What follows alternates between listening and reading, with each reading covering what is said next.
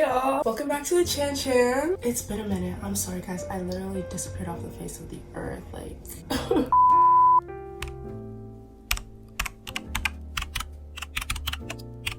Today I'm putting on my lawyer vibes, my lawyer attire, my lawyer brain in defense of Josh Chen.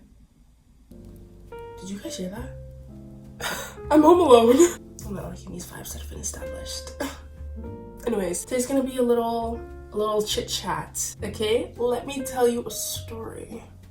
I don't know why I'm behaving like this. I don't know if any of you guys have heard of the Twisted series by Huang. It is probably my favorite contemporary series that I've read to date. I just like it because it's not entirely a fluffy romance. Like, there's some dark aspects to it, you know. They have traumatic pasts. They're very realistic characters. Actually, like, the very first book was my least favorite because it was not realistic at all. They were really on something. But if you can make it through the first book, I promise the series gets so much better. And Huang's writing, like, it really develops throughout the series. The second book was phenomenal, third book was my favorite, fourth book was also phenomenal, so definitely read it. I'm assuming you have already read the series if you're watching this video, or at least read Twisted Hate, because that's the book I'm mainly going to be talking about today. So if you haven't read the book, maybe skip this video. I'm just gonna get everything off my chest, you know what I mean? So I will be talking about the plot, and there will be spoilers.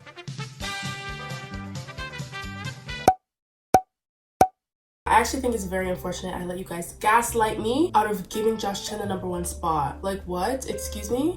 I recently reflected and come to the conclusion that Josh Chen is the #1 twisted man. Like, let's be for real. I know a lot of you guys will disagree, but that's why today I'm going to be his defense attorney and tell you guys why I assume this position. The main reason that people hate on Josh Chen is because of the famous "I lied" scene, right? You know it, I know it, we know. Essentially, Jules had a traumatic past before the timeline of the Twisted series, and one of her exes had something worth blackmailing her with. I won't say what, but like...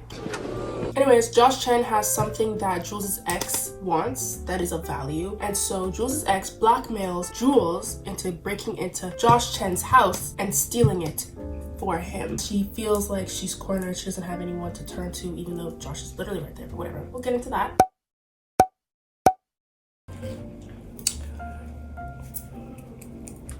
Excuse this egregious biting. I'm editing and I have a frog in my throat. I've been making those sounds since 7 a.m. Anyways, basically I just wanted to come in here and touch on the point that I forgot to mention in the video. The whole point was this. Josh obviously could be upset that Jules stole from him. That wasn't even the main thing that was paining him in his chest. Basically, he has insane, crazy trust issues, and I'll explain why in the video. But if he's doing all this work, taking all this time to break down his walls, let someone in, this person is Jules, right? He's starting to trust again, or at least starting with Jules, because obviously Jules has been so good to him, and he's like, oh my gosh, maybe there's hope out there, like maybe there are people in this world that I can trust. Obviously, he would expect some type of reciprocity, or at least like if I'm doing all this stuff and if I'm breaking down all these walls to trust you, like why can't you trust me, type of thing. If you know every single issue in my life, like why can't you let me in on just this one that literally has everything to do with me, and so that I can help you. Now it's time for me to read the excerpt, okay? And I think I want to like dramatically reenact it. So, you could have told me, Jules. Did you really think so little of me that you thought I'd judge you for things you were manipulated into doing? That I wouldn't have been on your side and took that down with you? I understand why you didn't tell me at Hyacinth, but after Ohio, my jaw clenched. That's what hurts the most. That I considered you worthy of trust, and you didn't even think the same of me. Jules' chin wobbled. She pressed a fist to her mouth, her eyes glistening in the dim light. If you'd asked for the painting, I would have given it to you. I would have given you anything you wanted. And scene. Her boyfriend's freaking out. Yo, someone broke into my house, and she's like, oh my gosh, like, really? No way. She's basically acting none the wiser, lying to his face, and that's important context, okay? So, Josh has severe trust issues. This is a very big spoiler for the past 2 books. His father, who he thought was the most perfect dad, tried to kill his sister, is responsible for the death of his mother. On top of that, the relationship he had with his one and only friend was based on lies. He trusts nobody and no one. But little did he know that by book 3, Jules would worm her way way into his little heart. And it's so cute. We love that for them, right? She's breaking down his walls. He's starting to trust again. But for that reason, you can imagine the immense amount of betrayal when he found out that it was his girlfriend. The one person he let into his heart is the one who stole from him and was lying to his face about it the whole time too. He's like, oh my gosh, you didn't steal from me. Like, I know you didn't steal from me. And she's like, yeah, I didn't steal from you. And he's like, good, because I trust you, because I know you wouldn't steal from me. But actually, she did steal from him. Now, Peggy, I hate when people lie. Do not lie. Rolling. Because yes, the fuck you did. Plot summary over. You're telling me you can't afford to give this man some grace? Josh didn't need to react the way that he did, right? However, does any human being on this earth react the way that they're supposed to when they're upset? You always look back and be like, yeah, I could have handled that situation better. I know I do. I remember reading the book thinking like, oh, tough. He's gonna have to grovel for that. And he did. But then a lot of people are mad because they're saying, oh, he didn't grovel long enough. How is that his fault? Josh did what he had to do. He groveled and he was forgiven. Isn't the point of groveling forgiveness? Don't be mad at him for succeeding. At the end of the day though, I didn't think the length of the groveling was that deep. Not everybody can be Ava Chen. You know what I mean? He groveled for, I think it was a week or 2 weeks. Was it? I'm sorry. I personally didn't think it was that deep. Like, it was deep, but it wasn't that deep. You know what I mean? To me. Not everybody's the same. I feel so scared saying this and putting this on the internet because the way that y'all hate Josh Chen, I don't want y'all to hate me like that, please. I'm an innocent woman. While Josh Chen's reaction could have been a lot more, calm, cool, collected, it was warranted.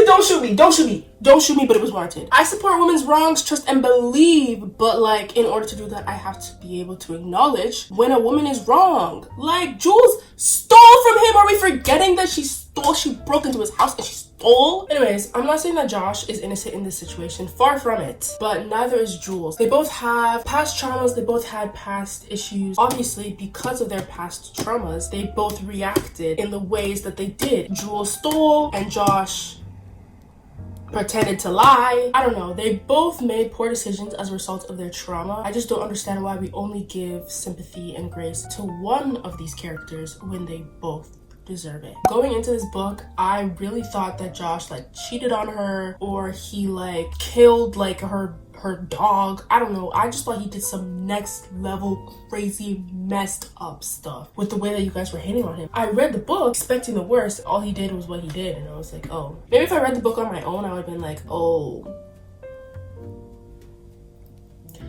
But obviously book talk kind of gave me some preconceived notions of what to expect.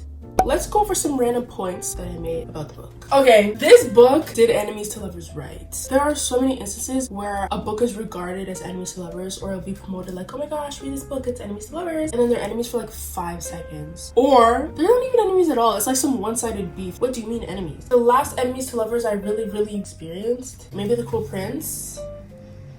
No. 6 of Crows. Matthias and Nina? Ooh, my heart just skipped when I said that. Wow. Look, I exaggerate. I'm a dramatic person, but when I tell you my heart actually skipped when I said Matthias and Nina, I literally just thought of them.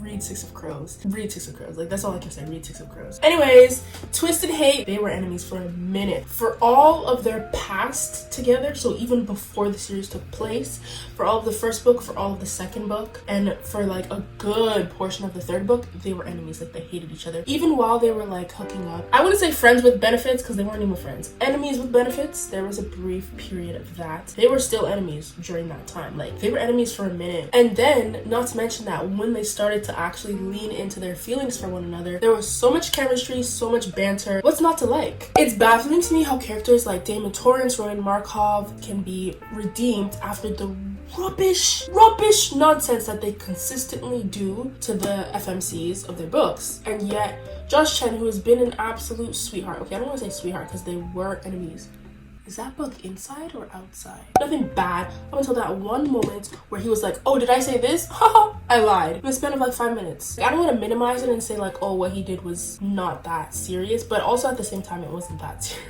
Like, at least in comparison, like, I've read way worse. So I was expecting way worse. I just didn't get it. I just don't understand how you guys can find a way to redeem and give such grace to these nonsense characters. If I saw Roman Markov in the streets, actually, I wouldn't fight him because I don't think I would win, but he would, I don't know, I would do something. Maybe I would tie his shoelaces together when he wasn't looking so he can trip and fall on his face type thing. Anyways, that's really all. It's literally dark outside now. I just wanted to like give you guys my thoughts because it's been on my chest for a long time. Josh Chen is not the villain y'all paint him out to be. At this point, the way y'all are getting on his case, he needs a lawyer. And I stepped in. To do the job. Anyways, guys, that's the end of today's video. Don't forget to like, comment, and subscribe. You know, comment what other videos you want to see from me.